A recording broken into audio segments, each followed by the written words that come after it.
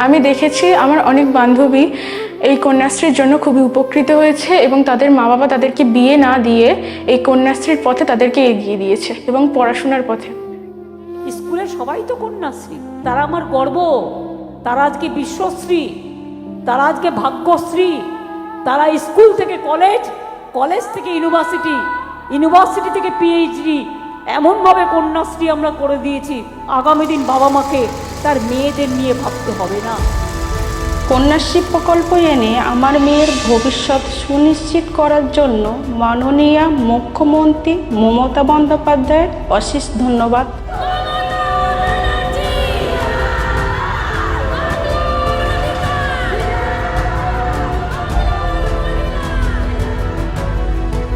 আমি রূপসা সর্দার, আমি 2017 সাল থেকে কন্যাশ্রী প্রকল্প পাচ্ছি।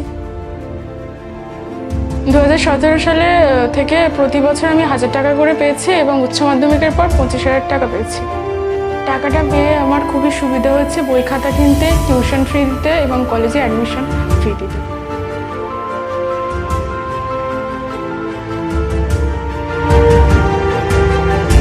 আমি বিশ্বাস করি একদিন সারা পৃথিবী জুড়ে এই কন্যাশ্রী দিবস পালন হবে।